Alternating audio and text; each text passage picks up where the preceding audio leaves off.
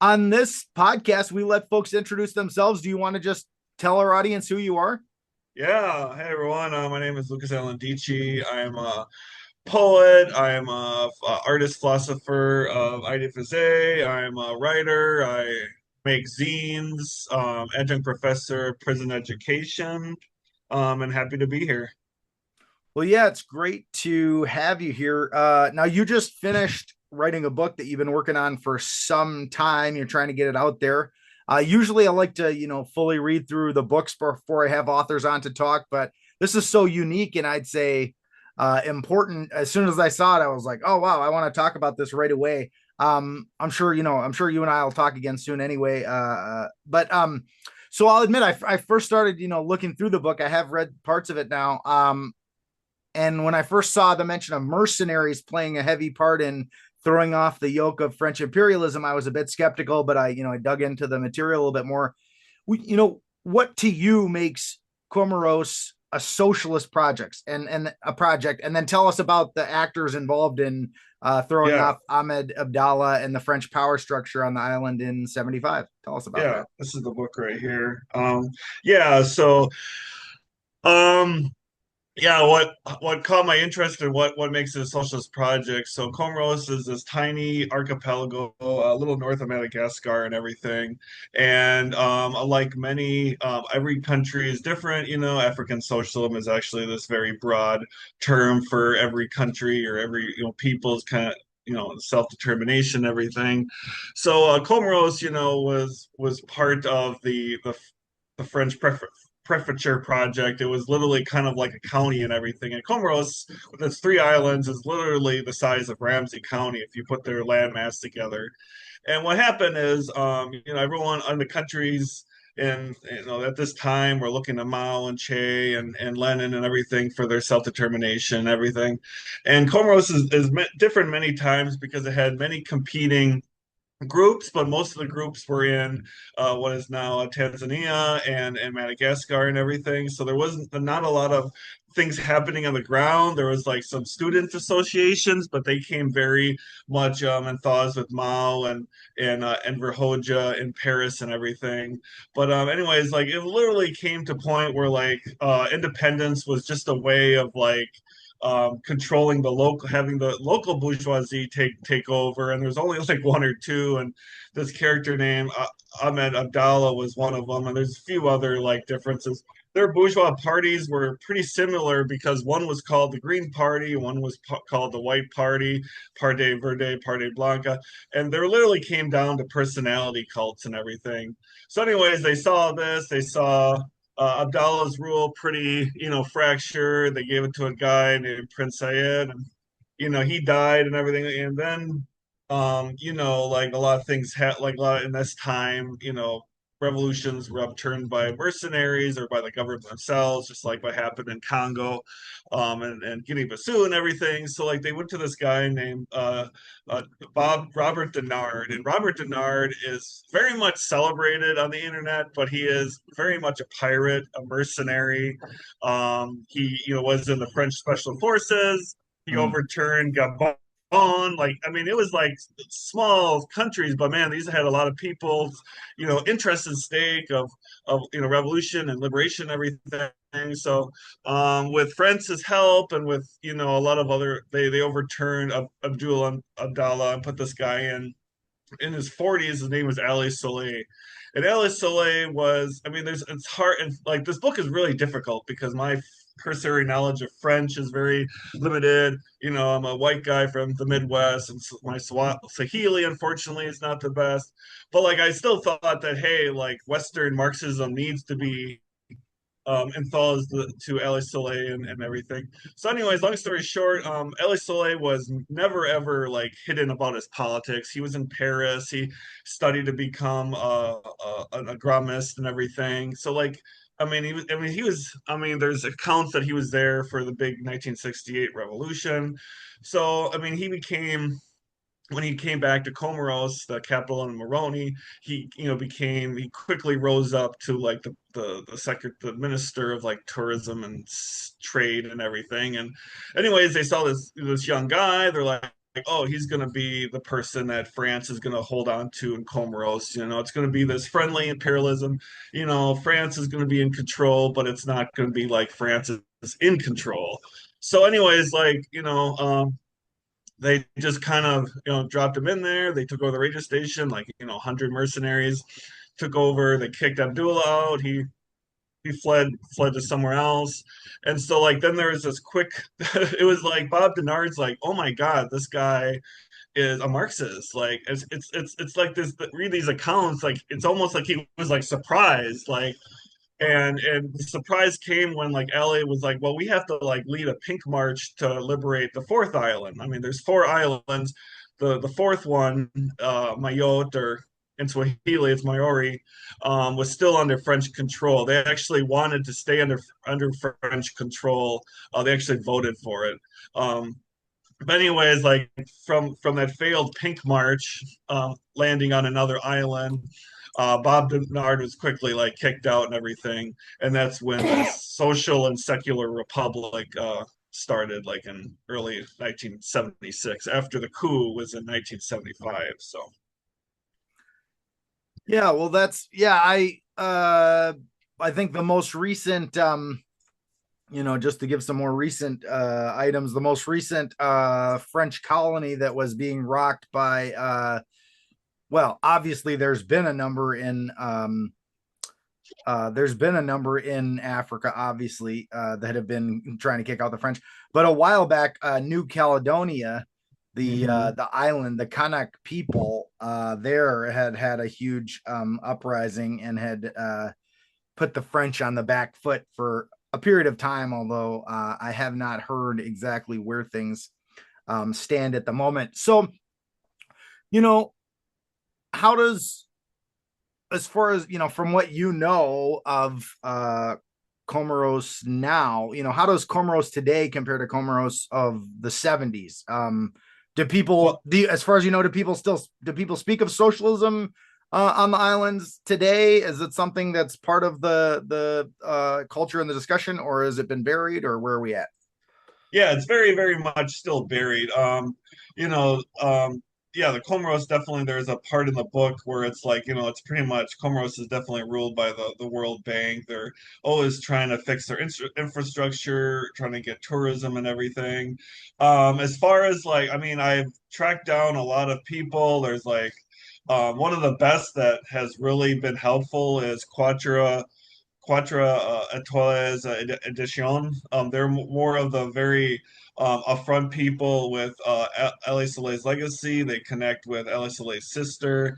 Um, there's other like nonprofit groups called Foundation Metachua, that have that, but there's also like there's a lot of like other like Socialist like youth groups, but like I mean these can either be on paper or like internet groups. Like they're very hard. Like I got so excited using unfortunately Twitter and Facebook of trying to connect folks, but like a weird white guy Marxist writing about Comoros, maybe it's just whatever reasons, Right. but yeah, like there's once in a while there's like an anniversary of his birth or his death or everything. But there's still a lot of stuff going on the ground. There was something just a forum organized a month ago. I tried to tap in and everything, but I'm very cautious and very conscious of me telling their history. I'm more like what they tell me or everything. Like I don't want to say, well, this is it, like so deal with it. Like it's a very Right. messy process, like socialism, like especially now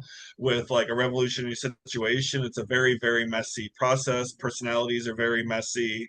LSLA is definitely, not the saint or perfect Lenin that we would want him to be, but like, he's a small freaking island or archipelago country, trying to stave off, years of imperialism and everything. I mean, they got 3 years of socialism. There's awesome quote that's like, what, like or maybe I say, like, I really say, like, 3 years of socialism in Comoros is better than the most liberated, bourgeoisie in Comoros, so.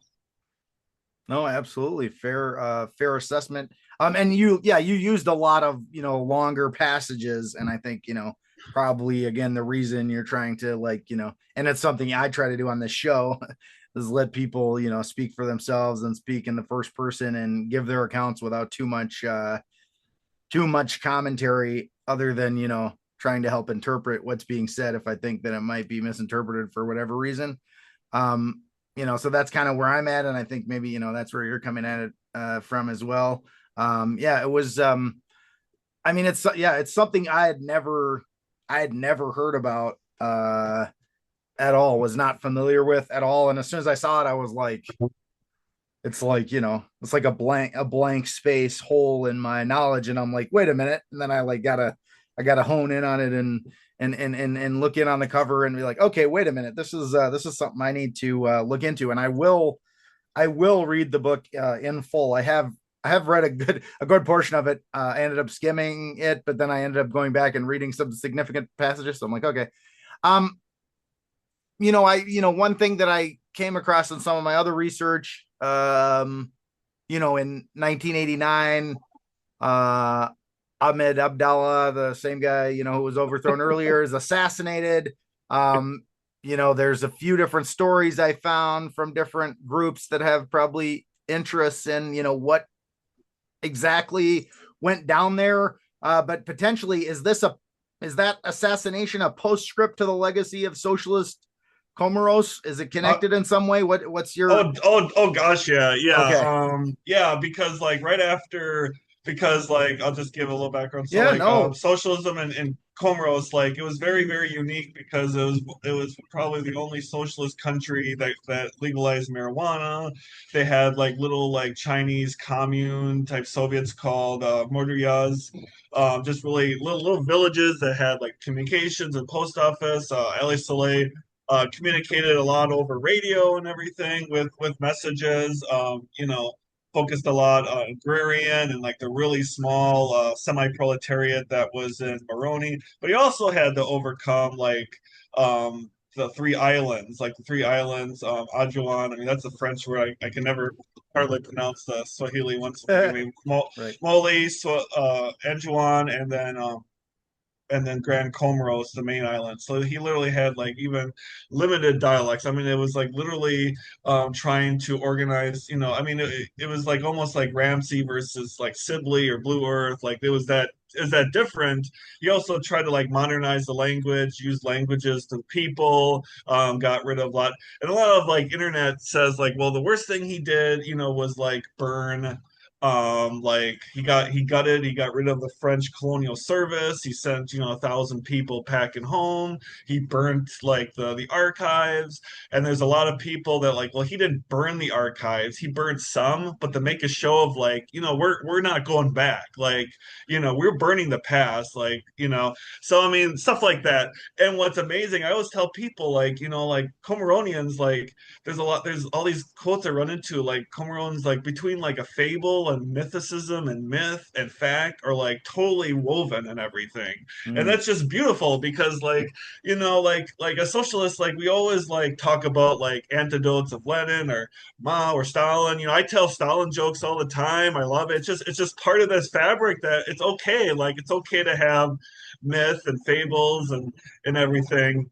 So long story short, people were like, oh my God, we have this madman of Moroni in charge. Like, we don't, we like, we already have like most of the French Empire gone, what's going on in Algeria and Vietnam, and what's going on, Burkina Faso coming, leading up to Thomas Sankara.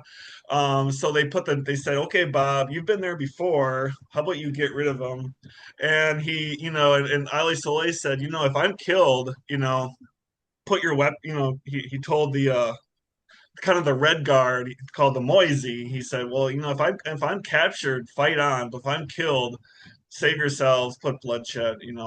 Anyways, like they found him, and in the book, instead of me like intertextualizingly playing like Nancy Drew and figuring out what actually happened, I just like wrote all the accounts from like the very like Eurocentric, like New York Times, like he was like taken out and shot.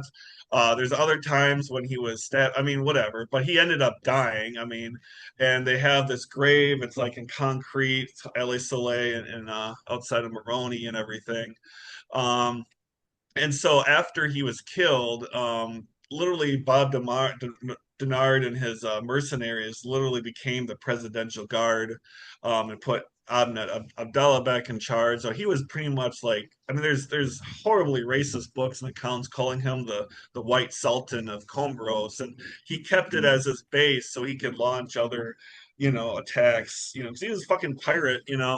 And so, like, yeah, after like put out Abdullah, like, fraud elections, everything, and he was, and there's always some discrepancy of how Abdullah died in 1918, but now like they always have 89, re-elections. 89. 89, yeah, yeah. So like, and then they also had some troubles because Edouan wanted to become a separatist island country and everything, Right, I or saw that too. I Nagazi. saw that. That was kind of interesting. Yeah. Yeah, yeah. So once in a while they'll have these things, and the African Union will be called in and squash whatever is going on. But I mean, I always like postscript is always like a jiding term to me because it's believing that history like ended. Well, like it's just continuing, it's oscillating and everything. So yeah, unfortunately, when I mean, if people find someone like Ellis Soleil or something, definitely at this point, when like a lot of French neo-colonial countries, like in Nigeria and in Burkina Faso again, they're connecting back to these roots with Thomas Sankara. They can definitely do it with Ellis Soleil and everything. Yeah. You mentioned some I try to keep this at least semi a local podcast, even though, it's important to cover national, international issues. You mentioned a couple local counties here. You are in the Twin Cities. I am Um, in Powderhorn and occupied I was just gonna say, yeah, Minneapolis right now. do you have some thoughts on occupied Minneapolis? We're recording this January 13th. Uh Well, words. it is a revolutionary situation. I've been a revolutionary communist for about 20 years and everything. Everyone has their place. It's not everyone has to, pick up the gun and like, be at the barricades. Like there's plenty of things. Like tonight, I'm actually going to be at this event on Zoom, but I'm gonna, as a poet, as a writer, do proloquult and agitprop and everything is important. Carrying a whistle, but like I said, like everyone in at this point, nobody out at this point. I mean, this is heels to the grindstone right now. So That makes a lot of sense. I really appreciate it. Is there anything else that you want to say before you go? yeah, so there are copies of the book so far at Bone Shaker Books. I don't have any like local events going on due to the crisis Right. happening. I did open a Zazzle store called Socialist Comoros. I'm gonna start selling like stuff with the just like flags and stuff like Sure. that. This is the Comoronian flag. The red means revolution. The green is like the Muslim color, and then the Okay. four stars, and then connected to Muslim. And I was gonna say my last thing was the New York mayor Madrani. He's an open socialist. TSA, and Right. also a Muslim. And there's this picture I thought of. Someone took a picture of someone in New York reading the Communist Manifesto and the Quran, and they're like, people are like, "Oh, this can't happen. This is like ludicrous." I'm like, look at Comoros. Like they got. I mean, Ali Saleh was definitely an atheist, but he was still a Muslim. It was a very entrenched Muslim country with socialism. So like, it's no reason why like these are not incompatible or whatever. So like don't be hating that stuff, especially now. We can all coexist. I agree. I really, really appreciate your time, Lucas, and we will talk again, I'm sure. Totally. Cool beans. On Stay on the dangerous. on the art side next time. We'll talk Will about do. art, we'll talk about poetry, we'll talk about agit prop. All right. Take care, Agitprop. Lucas. You too. Thank you. Bye-bye. Bye.